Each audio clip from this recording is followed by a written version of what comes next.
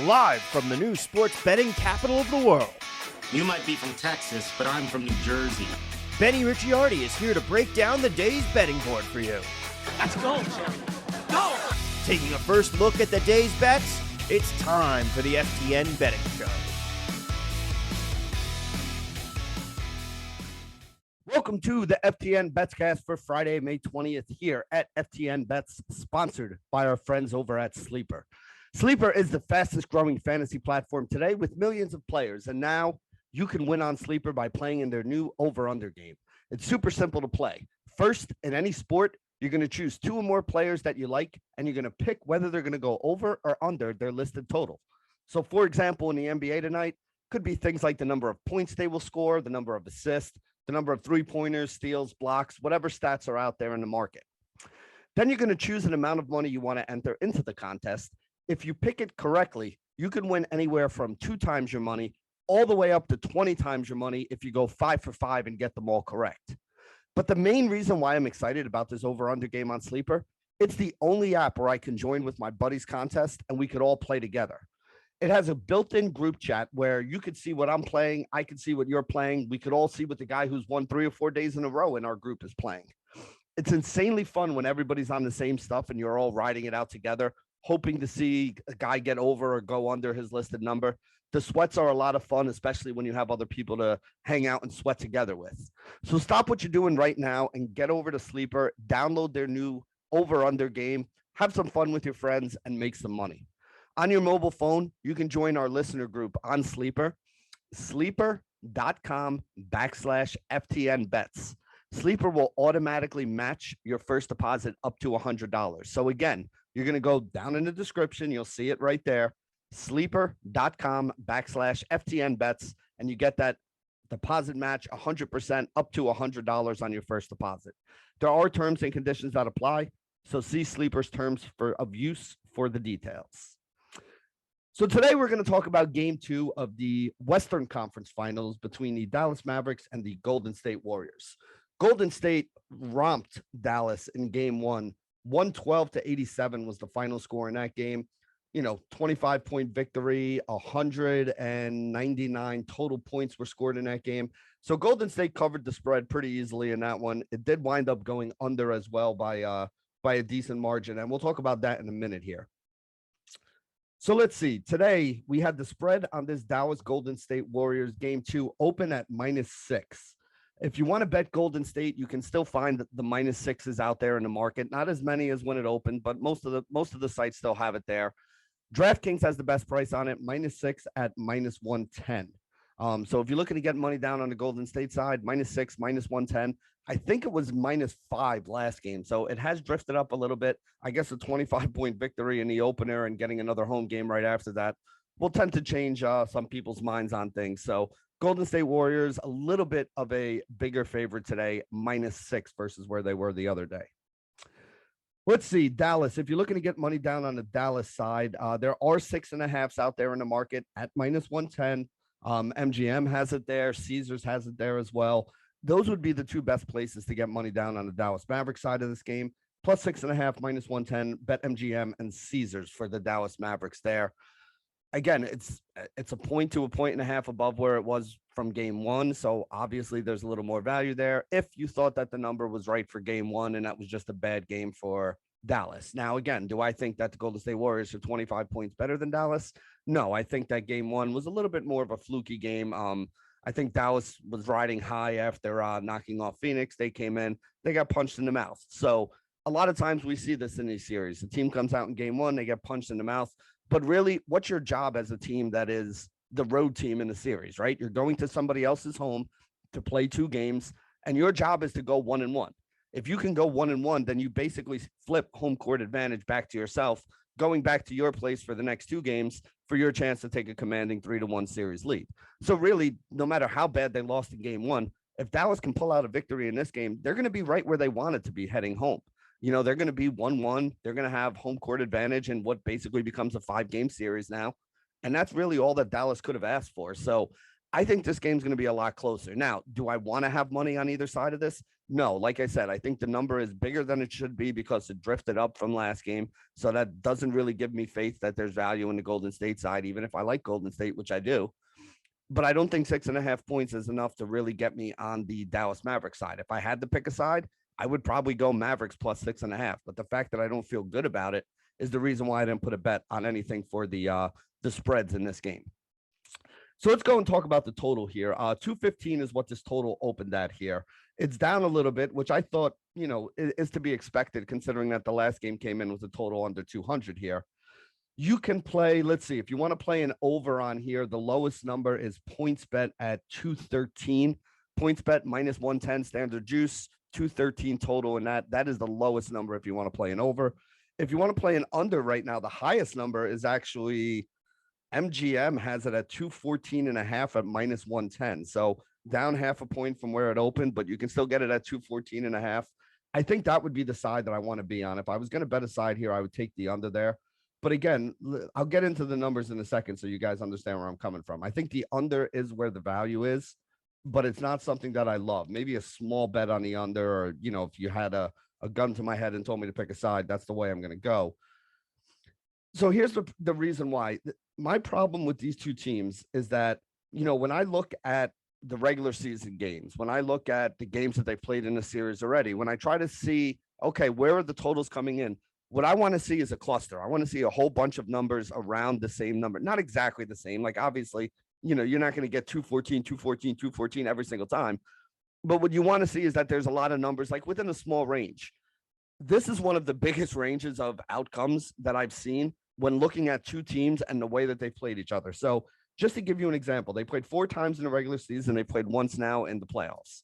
The 4 regular season games, 181, 222, 208, 235. What kind of pattern do you see there? The only pattern that I see from those numbers is that none of these numbers are the same, meaning that none of these games are being played exactly the same way.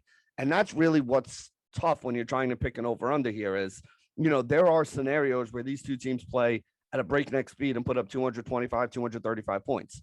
There are other scenarios where the defense and they play a little slower and, these games play under 200. 181 is the low, 235 is the high. That's more than 50 points difference between those two games right there. And then when you look at the other numbers to say, oh, well, are all the numbers close to 235 or all of them close to 181? No, all the other numbers are literally directly in the middle, kind of spread out. 181, if you put them on like a number line, it's 181, 197, 208, 222, 235. You're going up like 14 or 15 points between every one of these games. There's no rhyme or reason to where these numbers are coming in. There's no pattern. There's nothing you could say, yeah, these two teams, when they get together, they play super fast and this is going to be an over, or they play super slow and this is going to be an under. They've had games super slow. They've had games super fast. They've had games where they locked each other down defensively. They had games where neither one of them could stop the other team. It's just so tough when you're looking to try to nail something down there that there's really no way to go. So like I said, if I have to take a lean here, I'll take the under at 214.5. 3 of the 5 games went under that total, 2 of those games being under 200, including the most recent game. And again, these teams are not exactly the same as they were throughout the season. Kristaps Porzingis got traded away. Spencer Dinwiddie came back. You had guys in the Warriors. Steph was hurt for a little bit. Clay was hurt for a little bit. Dre was hurt for a little bit. Now all those guys are back and they're all playing. They got their secondary pieces who, a guy like Jordan Poole, who had to play a bigger role this year, now playing more of a secondary role. But, again, that's still a guy who got a ton of experience this year and, has been the main scorer and things like that. So Golden State, I think both of these teams are better now than they were earlier in the year. And it's tough when you have two teams that aren't exactly the same because you want to look at the historical data, but you also want to take into account the fact that, some of that historical data needs to be looked at through a certain lens because these teams aren't exactly the same. So again, that's all I'm going to say about the total here today, but I wanted to kind of get my thoughts out there because this is one of those that, like this whole series, I just want to stay away from these totals because none of it is really making a lot of sense to me. So now let's talk about some of the player props here. So very interesting day here today with some of the player props. I've seen some numbers that are really, really far off from where I think they should be in the market. And some of the books have adjusted to some of these numbers, but Sleeper still has these numbers listed at where they were. So there are some of these numbers here that I would never touch on the sports book at the price that they're at, but are absolute like favorite plays that they're going to be over on the sleeper app here today because of the odds. So let me give you an example. Let's start right there with some of those that I'm talking about here. So the first one is going to be Jordan Poole over 1.5 3-point field goals made. You look at FanDuel right now, this is minus 178 for Jordan Poole to make over 1.5 3-pointers. DraftKings has it at minus 145. Caesars and MGM has it at minus 150. At minus 178, you're looking at like a 66% implied probability that this is going to happen. So when we could play over 1.5 3-pointers on the sleeper app at a 66% implied probability from FanDuel, which I think is the sharpest book out there when it comes to the player props, that is definitely something I'm going to be interested in. Even at DraftKings, this is like 59, 60%. At Caesars and MGM, again, at minus 150, it's exactly 60%. So you're talking about a 59 to 66% implied probability that Jordan Poole is going to go over 1.5 3-pointers. That is definitely going to be a leg that we're going to be using on our sleeper plays here tonight. Another leg that I really want to use on the sleeper play tonight is going to be Kivon Looney under 7.5 points scored. So this is crazy because when you look at the sports books right now, some of the books have this down to 5.5 at like around like even money or so. Under 6.5 right now on DraftKings is minus 140. The number on sleeper is 7.5 that we can play an under on.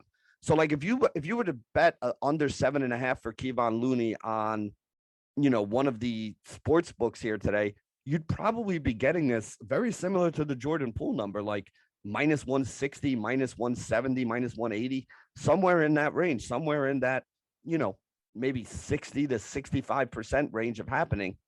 So, yeah, this is going to be another one that we like a lot here. Kivon Looney under 7 points, Jordan Poole under 1.5 points. Again, these minus 170s, minus 150s, minus 160s, these are some of the biggest numbers you're going to get on the sports books for any of the plays that you can make over on sleeper. And the implied probability of these things is that they're more than 3/5 or 2/3 likely to happen.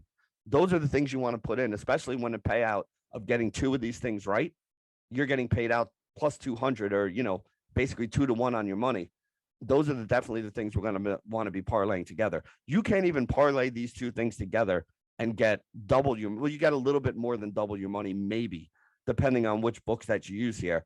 There are places where you could parlay these two things together on a sports book and not even get your even money back on it. So in order for us to get a 2 to 1 payout on sleeper, these are very, very, very solid upside plays here today. Another one you can look at over on sleeper, more so than the books, is going to be Reggie Bullock under 4.5 rebounds. 6 of the last 7 games he's been under this number. And listen, it's not a matter of his playing time or anything like that. Like the guy's played, he averaged 37 minutes per game in the Phoenix series. He played 36 minutes in game 1 here, and he's still going under 4.5 rebounds in 6 of the last 7 games. This is the reason why I like it a lot. And then you look at the payouts here, the under 4.5 rebounds, again, sharpest book, FanDuel, minus 142. At minus 142, they're only giving him like a 57% chance of this happening. So that is a pretty good number to look at there as well. Again, it's not as good as the Jordan Poole and Kivon Looney numbers, but it's still a very solid one and another one I would be looking at over on the sleeper app. Even if you look at the other books out there like MGM, DraftKings, Caesars, they all have this at minus 130 as well. So again, this is well above the standard minus 110 juice we see, way more likely than the 52.5% to happen. These are plays that I kind of like over on the sleeper app. One of the things that I like a lot on the sports books here today is going to be Jalen Brunson under 18.5 points. We can get this at plus 115 on Caesars. And this is going to come down to the way that the Golden State Warriors were kind of defending him the other game. So when you have a guy like Luka Doncic, right, it is very tough to defend Luka in the pick and roll, because if you decide to go under the pick and roll with Luka to try to cut off his drive, he's just going to stand out there and just bomb threes all day. And when he gets hot, he could hit 7 or 8 threes in a game. We've seen him do it before. So with a guy like Luka, you either need to hedge with your big guy to buy some time for your guard to get around the screen, and then you got to hope that you have some help behind you, that the roll man doesn't get the ball, or you have to go above the screen and kind of almost give Luka the drive, but take away the three-pointer on the back end and hope that the guys in the back can kind of help you out. That's why a guy like Luka Doncic is so tough to guard when he is in that pick and roll, because he's such a good passer and he can do all the things that can counter whatever you want to do defensively. Now, why am I talking about Luka when I'm talking about a Jalen Brunson number? Well, here's the reason why. One thing Jalen Brunson doesn't do very well is shoot the three. He doesn't even attempt to shoot it as often as he should. And what the Golden State Warriors did last game was say, okay, well, if you're not going to shoot, then the way we're going to defend this pick and roll is we're going to have our guard go underneath the screen. We're going to have our big guy kind of hedge a little bit just to force you to go a little wider to give our guard some time to get back and get into good defensive stance. And we're basically going to say, if you want to shoot threes and you want to knock them down and you want to beat us that way, then you know what? We'll tip our hat to you and say, good game. We'll have to change up our strategy. But in game one, Jalen Brunson shot 0 for 5. In the last series, he shot 5 of 19 in 7 games against Phoenix. But even that 5 of 19, he shot 2 of 4 in the last game. He was just 3 of 15 going into the last game of that series from behind the 3-point line. He does not want to shoot those shots, and he does not shoot them very well. He had a decent percentage. I think he was around 34, 35% during the season. So that's decent. It's not great. It's not good. It's decent.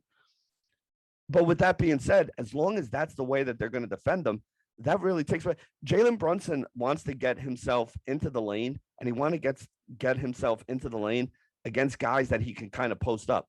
He's a shorter guy, but he is very stocky, and he does have good moves when he gets down there closer to the basket. What the Golden State Warriors basically said is, we're going to keep you away from the basket. If you want to beat us from 12 to 25 feet out, by all means, we will let you do it. But we're not going to let you get into the middle of the lane, force help, or force a one-on-one situation and leave guys open so you can kick out the guys for open threes, or so you can take it to the basket and score one-on-one yourself. And because of that, I don't think this is going to be as good a series for Jalen Brunson as some of the other series. In fact, I would go so far as to say, if things start working out badly like they did last game, I wouldn't think it would be crazy to see Dallas go with Spencer Dinwiddie and Luka on the floor a little more, because Spencer Dinwiddie, even though he doesn't shoot a much higher percentage, he's shown that he's willing to take that 3-point shot there. So I think it makes it a little bit tougher for Golden State because they can't guard Dinwiddie the same way that they've been guarding Jalen Brunson.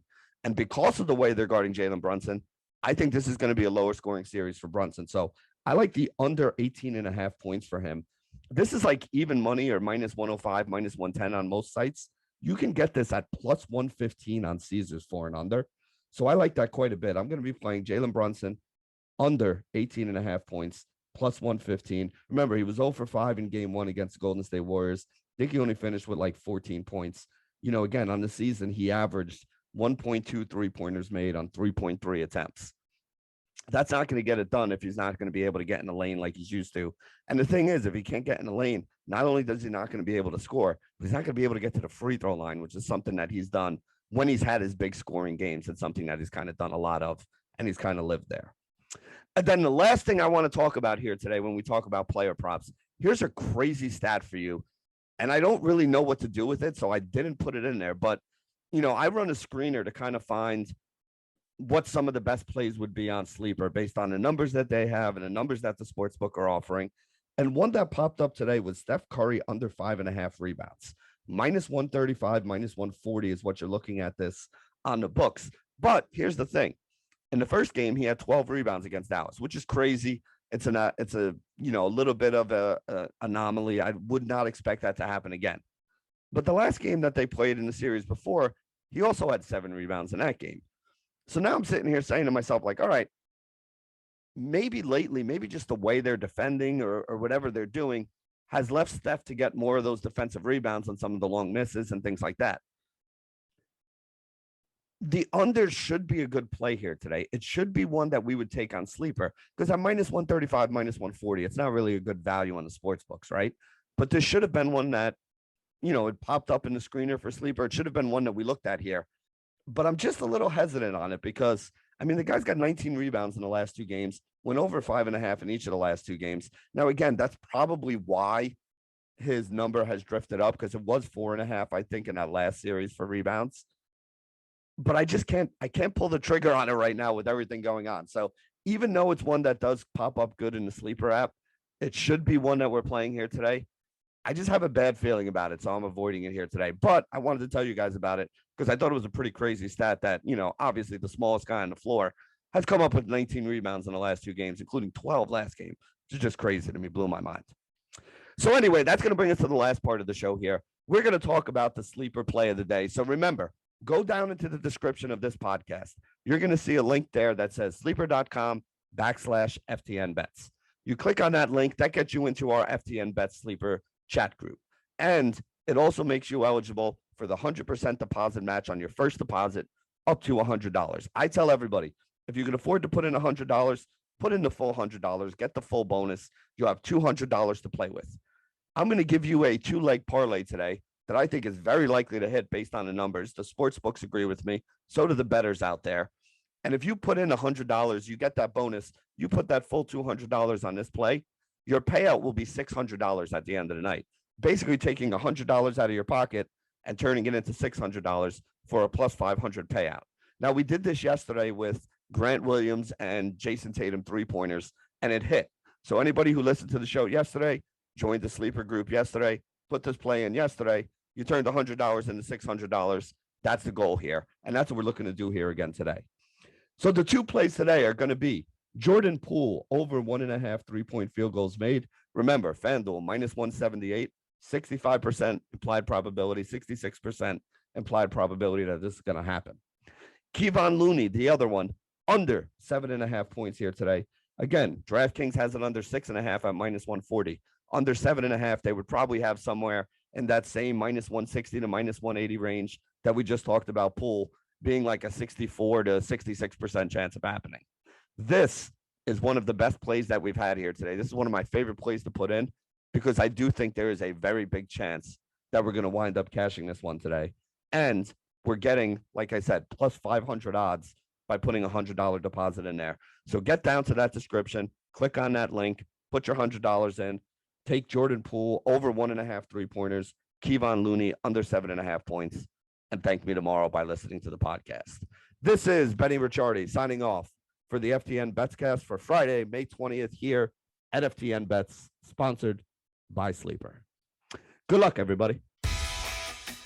Live from the new sports betting capital of the world. You might be from Texas, but I'm from New Jersey.